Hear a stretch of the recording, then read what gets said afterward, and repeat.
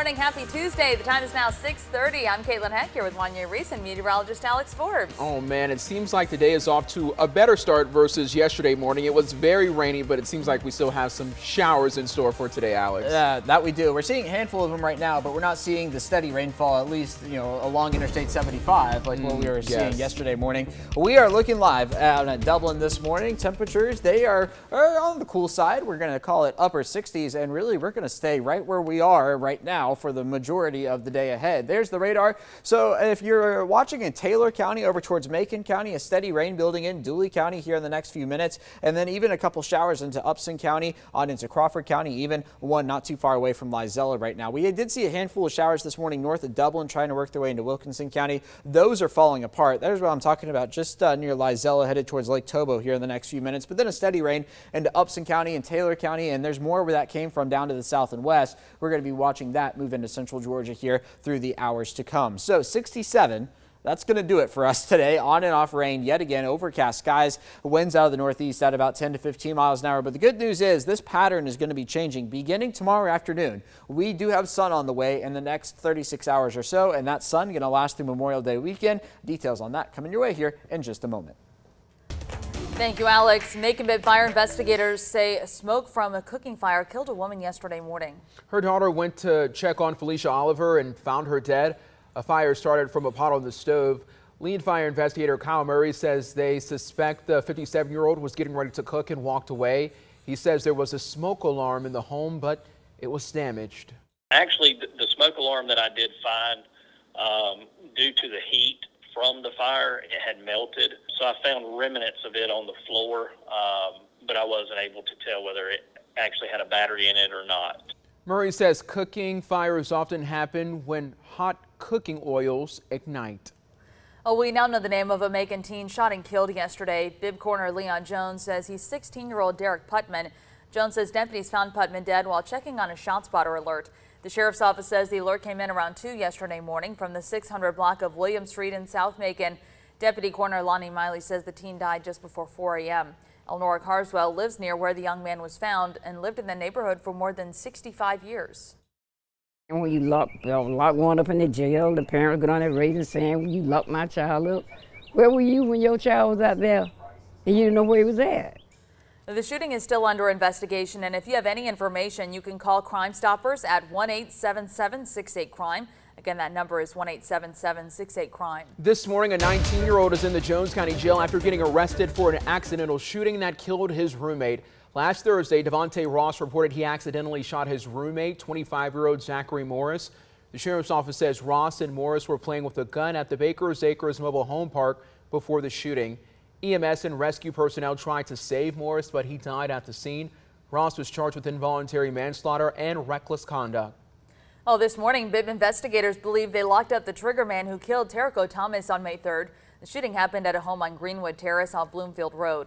An arrest warrant says surveillance video shows a woman handing a gun to a man outside the house, and then the shooting started. Investigators found Thomas dead inside the car. 33-year-old Joshua Polk is charged with murder. Investigators believe that he shot Thomas. 21-year-old Destiny Berry already faces charges in the case. 2 weeks ago, a different warrant said that she fired the shots that killed Thomas. Both Polk and Berry are still in the Bibb County Jail. A second woman, Amanda Murray, is charged with hindering Joshua Polk's arrest. 6:34. Let's get a check of your state news. An independent autopsy reveals the cause of death for Lawson Thompson, who died in custody at the Fulton County Jail. It says he died from a mix of severe neglect, dehydration, rapid weight loss, malnutrition, and untreated schizophrenia. Thompson died last September. He was found covered in sores and bites from bed bugs and lice. Attorneys say he died from, quote, criminal negligence. The autopsy reveals he was not receiving any of the necessary medication to treat his schizophrenia. Now Georgia's NAACP president is calling for an investigation of the Fulton County Sheriff's Office. Well, a Macon man shot in the head while driving for Uber is out of the hospital this morning, several weeks after someone opened fire on him and his wife. I noticed a car behind me, but it was absurdly close, and I drew caution to it. Alfred Fountain says someone shot at him and his wife Sharon dozens of times near Bloomfield Road. The couple thinks they were targeted, but the Bibb Sheriff's Office says it was a case of road rage.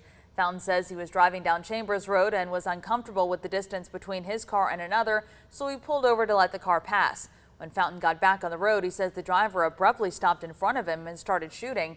Now the couple is without a car and without jobs. All I could think about is that it's all gone now, and I'm cleaning on, holding on for life. In the meantime, they have set up a GoFundMe account to help make some of those expenses. You can find it linked in the story on 13WMAZ.com.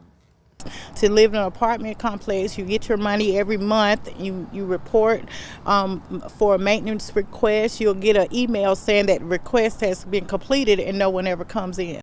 One apartment resident, Jarita Jacobs, has buckets catching water throughout her apartment. This isn't the first time Jacobs has dealt with this. Last fall, she told management about the water damage. She says some of these problems may have been avoided if the apartment maintained the property. The county's code enforcement oversaw repairs at the complex. While repairs are being made, some people are having to go to a hotel who live there. We get a lot of calls and messages from folks across Central Georgia needing housing help. That's why our digital team put together a comprehensive guide just for you. It covers what to know about your rental agreement. It walks you through your rights as a tenant and what to do if you face eviction and so much more. You can find our housing guide right now on our website at 13WMAZ.com. We've also made it a little bit more easier for you. You can text the word housing to the number on your screen and we'll send the guide directly to your cell phone. Again, text housing to 478-752-1309. Well, the Warner Robins Hispanic Market is open once again in February. Tienda Quetzal closed after an electric fire ripped through their building. Well, after 3 months and with the support of a local church, the family has reopened. Owner Miguel Garcia says the store got a completely new look and there are no signs of the fire.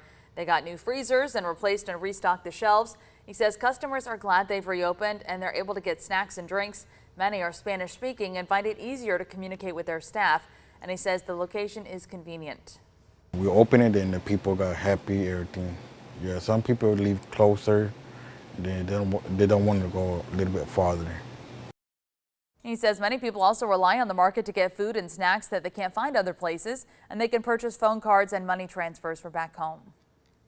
People are interested why it looks the way it does. And again, I think it's just a very unique opportunity for them to see the beginning of the project and the end of the project.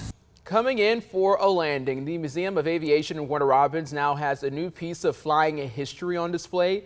This legendary stealth plane completed 73 combat missions, including during Operation Iraqi Freedom. The Museum of Aviation says this is the only one on the East Coast. You can go view it over the next 2 weeks in the museum's amphitheater. After that, the plane will undergo restoration. Sullivan says that will take around a year to complete.